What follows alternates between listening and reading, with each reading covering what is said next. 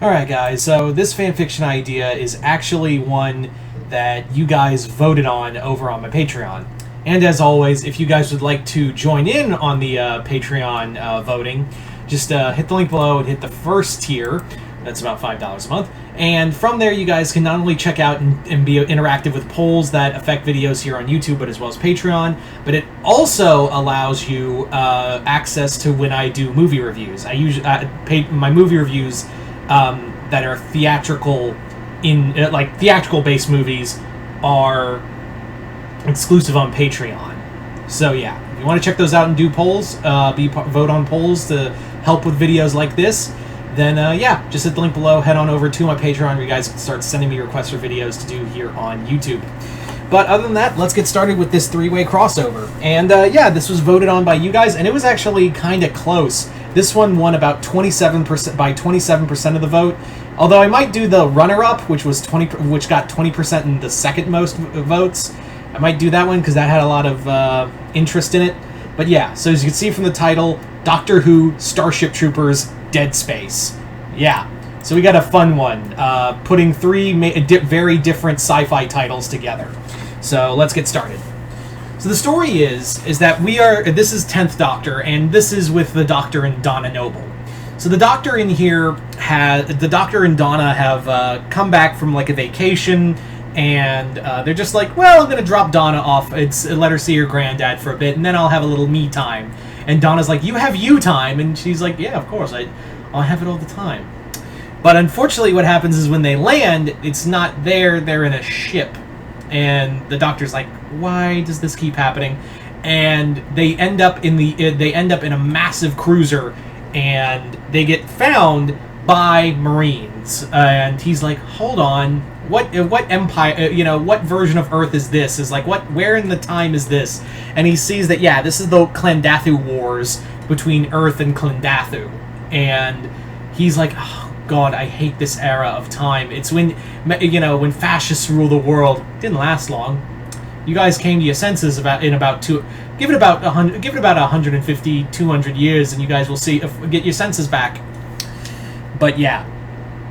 So yeah, the members of the United Federation, these Marines from the United Federation, do have Rico with them.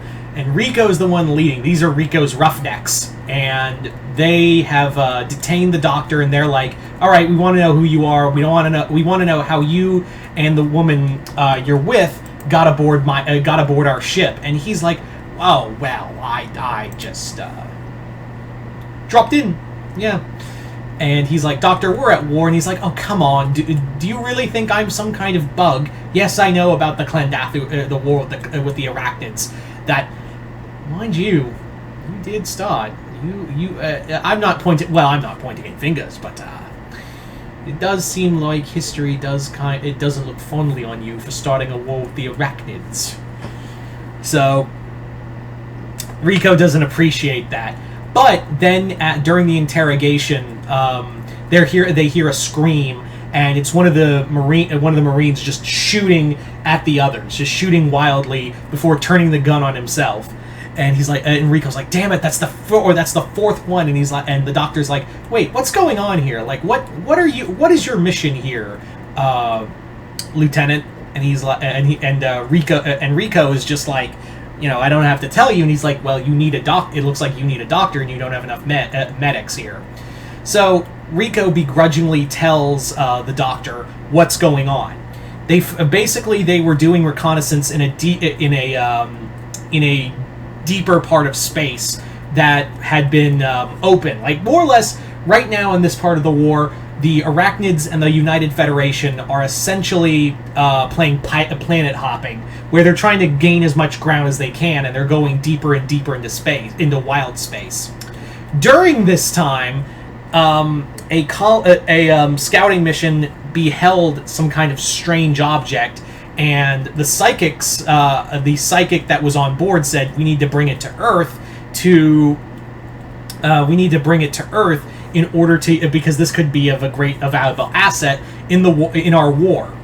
And the doctor's like, oh, it's never good when they find an object. It's never a good thing when when humans find when anyone finds any kind of mysterious object.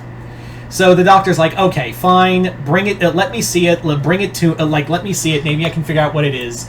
And the doctor is brought. The doctor is then brought before the the marker. He is brought before the marker, and he is immediately like, that doesn't belong here. Like that very thing should not belong in here. And Donna's like, well, what is it? And he's like, this thing isn't supposed to be discovered for a couple for a good, for a while, like a couple like 400 or 500 more years, and this thing needs to get off the ship now because I know what it is. And Rico's like, I can't let you. He's like, I can't let you do that, Doctor. I don't like. He's like, I don't like it either. I was totally like, Rico admits that he was totally against the idea of having the marker on here because he believes it is having a adverse effect on the crew and his Marines. But he's following orders. Like, he's doing the whole, like, a good soldier follows orders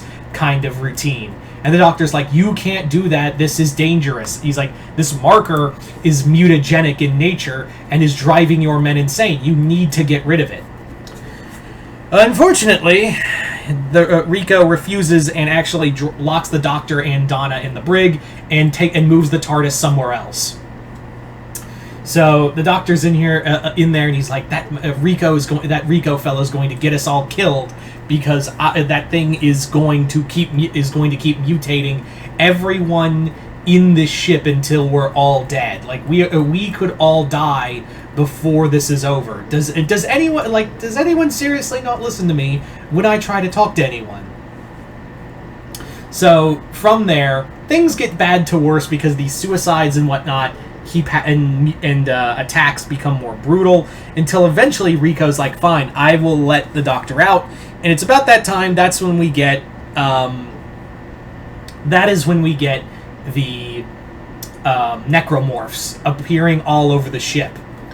And things just get from bad to worse. Like, things like the doctor and the doctor, Rico, and his remaining roughnecks are besieged by necromorphs. And the doctor explains that this thing was made by mankind and preys on your religious intent as well. It preys on your mind, it preys on your very soul. It is the embodiment. It is this marker is the embodiment and epitome of man, the darkness in you humans.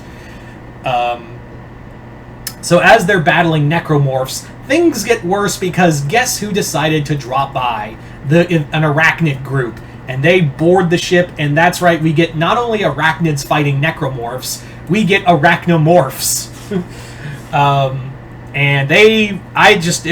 I can't even do it justice. Just imagine a necromorph version of an arachnid, and yeah, just kind of picture that and picture that nightmare, and just kind of deal with it.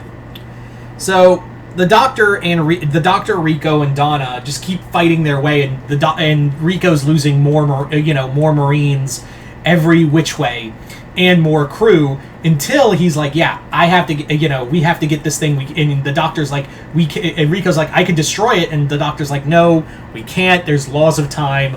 This thing needs to be discovered later. We can just shoot it out into space. And he's like, you're going to allow this thing to hurt people in the future? And he's like, there are laws in time, and I can't break them. So the doctor's like, Rico's like, I don't know who you are, doctor, but I know it was my mistake, and I know you can fix this. So the doctor, Rico, it basically comes down to only the doctor, Rico, and Donna surviving.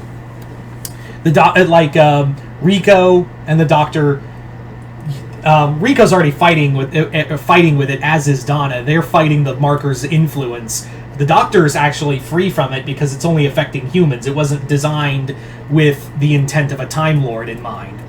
So the doctor is actually the one who just drops it out of space. He shoots it he drops it out of the cargo bay, and he drops it onto a neighboring planet. That would be the one that the Ishimura would one day find it in the future. So by the end of it, the Doctor, the ship goes self-destructs, and Rico is dropped off at another planet, and Rico is like, I'm not going to report the Doctor, I'm not going to report anything else, ship's records were destroyed and all that, I'm just going to say that the marker was lost in a bug attack, and I was the only survivor from a escape pod. So yeah. So there you go, guys, that's pretty much my Doctor Who Starship Troopers Dead Space crossover.